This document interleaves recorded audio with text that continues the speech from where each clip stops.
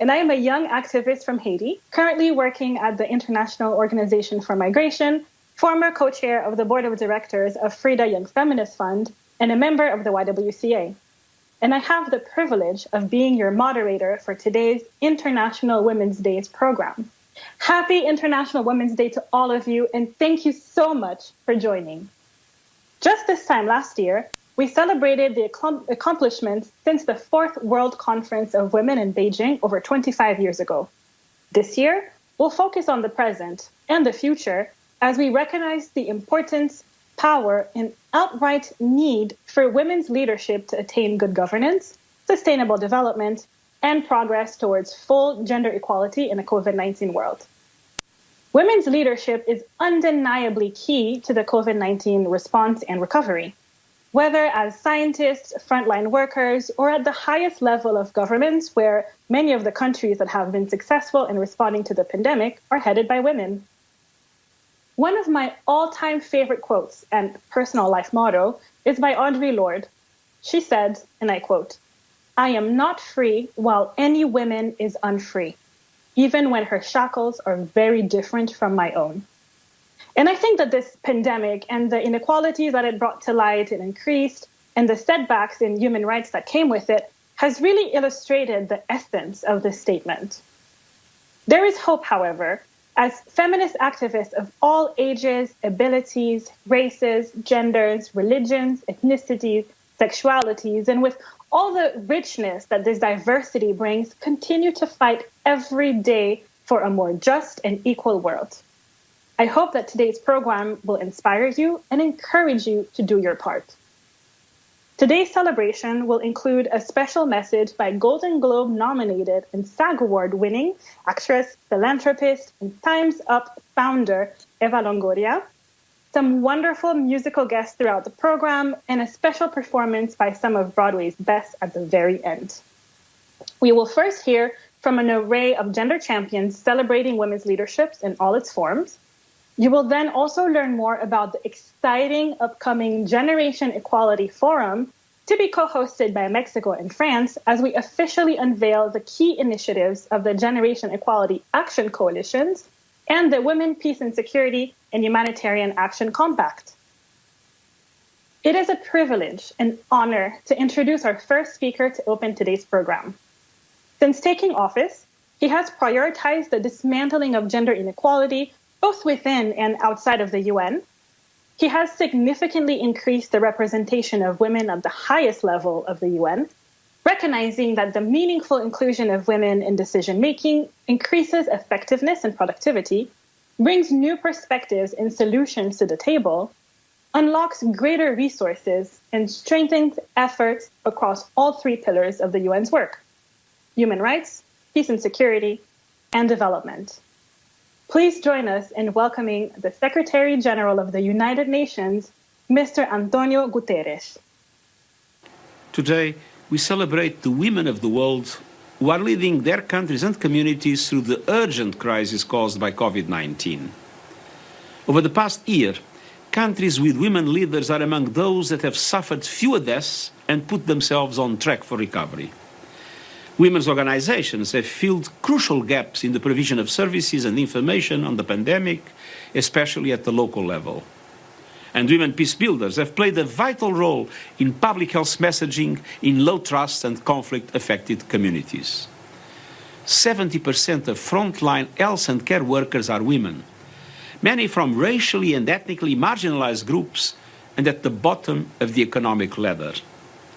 Yet, even as women have played critical roles during the pandemic, we have seen a rollback in hard-won advances in women's rights.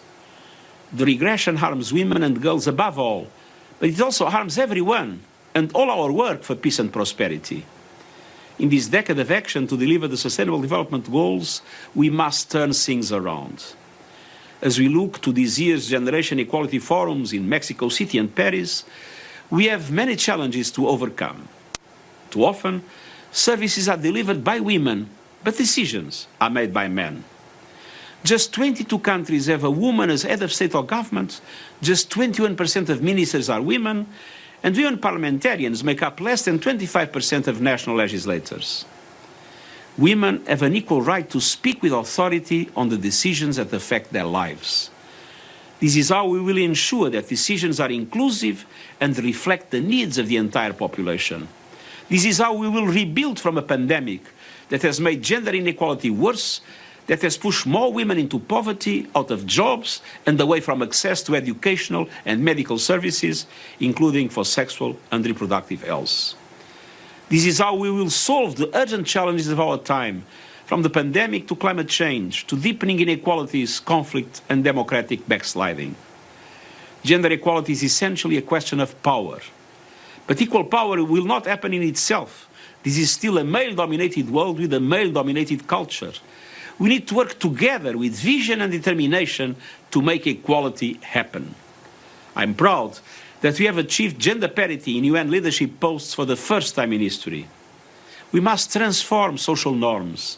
We must put in place laws and policies to support women in leadership, including special measures and quotas with ambitious targets, and do far more to appoint women to high-level positions. We must tackle violence against women, both online and offline, so that women's voices are no longer silenced, especially in public life. We must increase access to financing for women candidates, women's organizations, and feminist movements. And we must support women leaders in all their diversity and abilities, including young women, migrant women, indigenous women, women with disabilities, women of color, and LGBTIQ+. The COVID-19 has been a calamity for the world and for women and girls.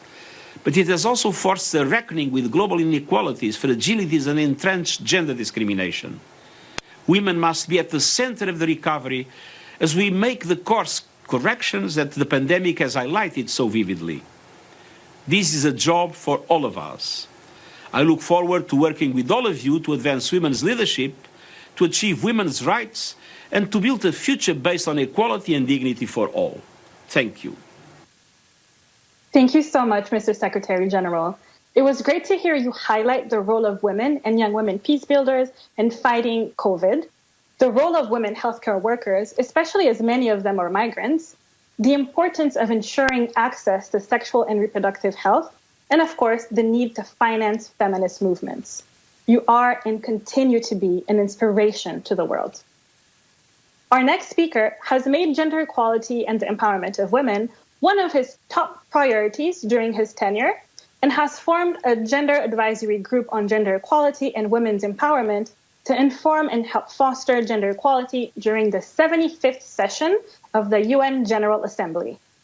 Please welcome the President of the General Assembly, His Excellency Volkan Bozkır.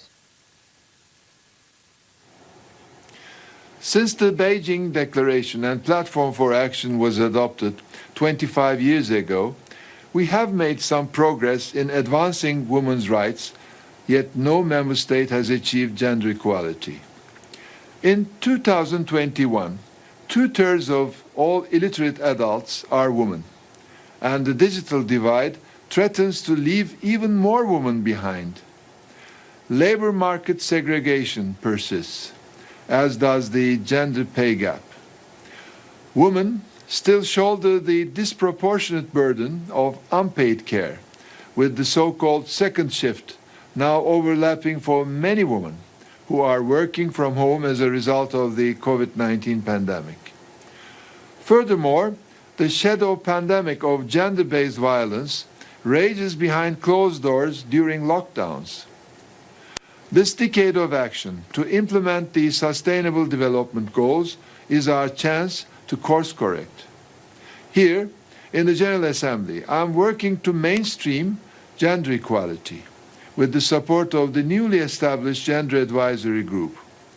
I urge all member states to mainstream gender equality through women's participation, as it is clear that women's unequal representation in decision-making processes, including COVID-19 recovery planning, has led to the specific needs of women being overlooked. For today, only 25% of parliamentarians are women. Yet 2.5 billion women and girls are affected by discriminatory laws.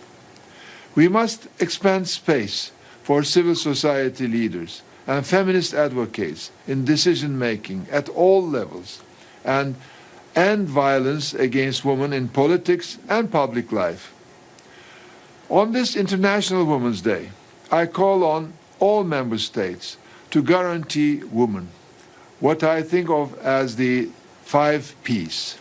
First, personal autonomy. Second, equal participation in decision-making and politics. Third, gender-responsive policies. Fourth, equal pay and access to the labor market. 5, an end to impunity for perpetrators of gender-based violence. It is up to each of us to uphold the rights of all women and to make generation equality a reality. Thank you very much. Thank you, Your Excellency. And thank you for reminding member states of the importance of gender mainstreaming and the 5 Ps. All of you watching at home or at work today, did you know that CSW is right around the corner? Next week, we'll kick off the 65th session of the Annual Commission on the Status of Women. My first CSW, back in 2015, I remember being in such awe of the sheer power of having so many feminist activists from different backgrounds in the same space with a common goal, and finding ways to work with governments and advocate to shape their commitments. The priority theme for this year's session is women's full and effective participation in decision-making in public life, as well as the elimination of violence, for achieving gender equality and the empowerment of all women and girls, a theme that is closely tied to what we are celebrating today. We are pleased to have the chair of the 65th session of the Commission share some remarks with us today. Let's hear from His Excellency, Mayor Margarian.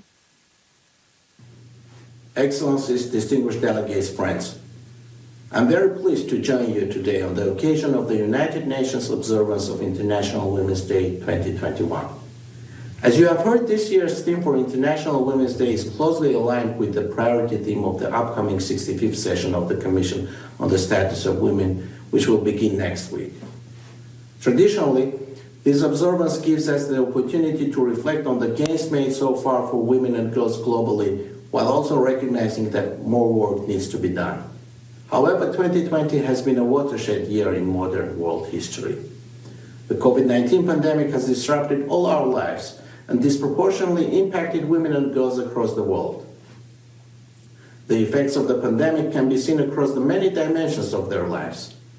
It has aggravated the suffering of women and girls in situations of conflicts, humanitarian crisis, and other fragile contexts.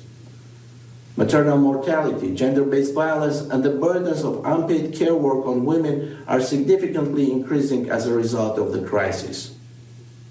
While all students alike are impacted by school closures, we know that women and girls who are pulled out of educational institutions are less likely to return than men and boys. Female workers are rapidly losing employment opportunities as a result of the pandemic's devastation of national economies. Women in the informal sector are even more negatively impacted. The COVID-19 crisis puts the priority theme of CSW 65, which is women's full and effective participation and decision-making in public life, as well as the elimination of violence for achieving gender equality and the empowerment of all women and girls, into sharper relief. Even beyond the effects of COVID-19, women continue to be underrepresented in decision-making and public life, and violence against women in all its forms is rampant. The statistical data shows that women are the heads of state or government in only 21 countries. 119 countries have never had a woman leader. At the current rate, parity at the highest levels of power will not be reached for another 130 years. Beyond the headlines, women continue to face many obstacles in public life and are marginalized from equally and fully participating at all levels of decision-making positions. We cannot but think of the millions of female workers and caretakers in almost all dimensions of public, private, and economic life who, whilst enduring the effects of the crisis, are working tirelessly to uphold their families and their communities, often without recognition or compensation. In the past year, women have also offered new models of effective and inclusive leadership, be it in politics and governance or healthcare and emergency response.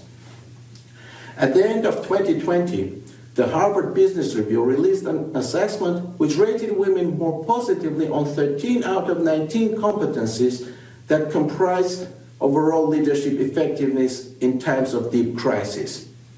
In the same assessment, men were rated more positively on one competency, technical professional expertise. Women rated higher everywhere else, on human relations skills such as motivating a workforce and on achieving better collaboration and teamwork. It is critical that the global response to and recovery from COVID-19 crisis actively engages women and harnesses their unique capacities for leadership.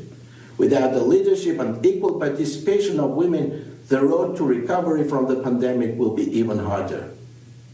To lead, women must be educated, allowed to reach their full potential, and manage their responsibilities effectively. As we mark International Women's Day, I call on all of us to take concerted action to accelerate women and girls' leadership and participation to ensure that together we transform the world and shape a more equal future for humankind. Thank you. Thank you, Your Excellency. And thank you for mentioning the burden of unpaid care work on women significantly increasing during COVID. I'm sure many of us were able to see this, even within our own households, as women's invisible labor grew, from childcare and homeschooling, to caring for ill or elderly family members, to household chores, while trying to navigate employment or unemployment burdens. Now, it is a joy to introduce you to the next speaker, the former Deputy President of South Africa, who has led UN Women since 2013. This quote from her says it all about her focus, dedication, and resolve. And I quote, "Now is the time for giant steps. We cannot afford baby steps anymore. It cannot be incremental change. We want change that is fast, but also it must be change that lasts." We welcome these remarks from the Undersecretary General of the UN and Executive Director of UN Women, Phumzile Mlambo-Nguka. Excellency Antonio Guterres, Secretary General of the United Nations. Excellency Volkan Bozkır, President of the General Assembly. Excellency Meher Magarian, Chair of the Commission on the Status of Women. Excellencies, ladies and gentlemen. On this International Women's Day 2021, we stand on a crossroads as we ponder the recovery from a pandemic that has had disproportionate impact on women and girls. We also face the challenge of underrepresentation of women in key institutions, some of which will be responsible for the recovery. The recovery will not be adequate and inclusive if it does not include women in decisions that affect their lives. As we go into the Commission on the Status of Women, we have an opportunity to call for representation of women in all decision-making bodies. We only have 13% of parliaments that are gender equal. 119 countries have never had a woman leader. We also have 14 gender equal cabinets in the world. These are all important bodies that will be making decisions about the future of the world and will be guiding this recovery. We therefore have a responsibility to call out on the representation of women.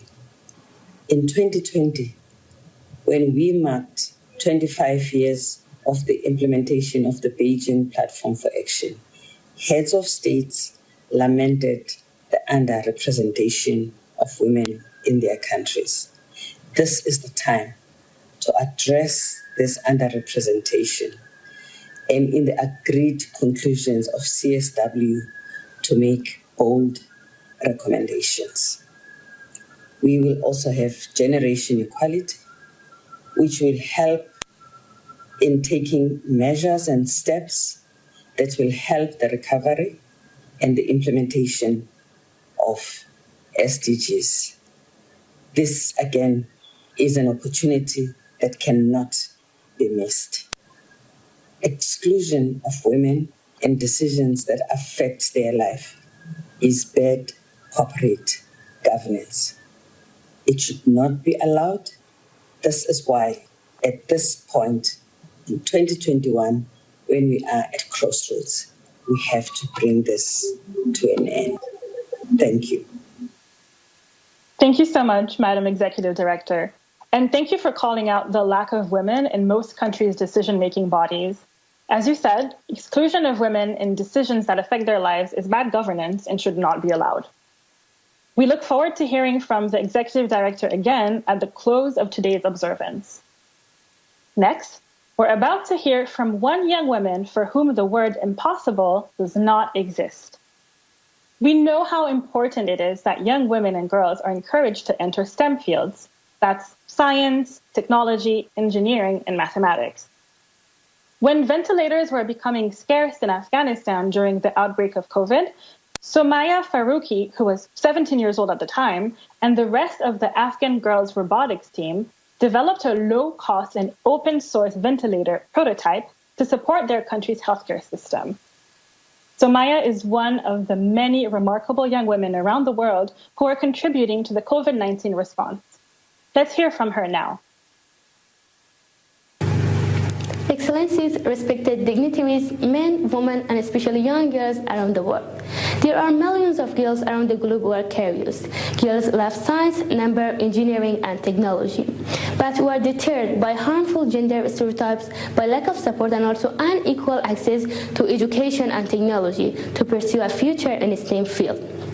It's unfortunate that even in 2021, girls face many barriers in their pursuit of education, especially when they choose to study STEM. Globally, 132 million girls remain out of school, the number that harms every individual living in a society, including men and boys. Investing on girls and their education is a big benefit to all, and how else can we shape our future if not together? A common stereotype that we face as girls and women in STEM is that we are genius. What I would like to say to every girl that listening today is you don't need to be genius in order to succeed as an engineer, a doctor, a researcher, and a mathematician. What girls need is equal right and opportunity to study, and also encouragement of their family members, teachers, society to pursue their interests. We need freedom to experiment, to learn, and be creative. Engineering, for me, is about endless possibilities. It's about designing new technologies that help all people. It's what our team, Girls Robotic Team in Afghanistan, did 1 year ago. As COVID-19 cases increased in Afghanistan and also the ventilator were becoming scarce in our country, so we prototyped an open-source low-cost ventilator to support COVID-19 patients. It wasn't an easy task for us. We didn't have enough money and also market access to get the parts, so we used card parts instead.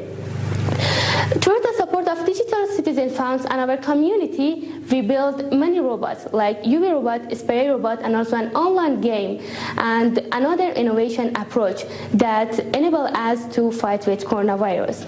It took about 5 months to finalize these devices, and finally we did it. STEM is for all girls around the world, especially girls with big ideas to change the world. On this International Women's Day, I would like to say to every girl that believe on yourself and have faith on your abilities in STEM and education. And never give up and do your best. Thank you, Somaya. You are such a motivation to all of us. All right, our coverage of International Women's Day, and of course talking about achieving an equal future for all in the COVID-19 world. How about we take a break?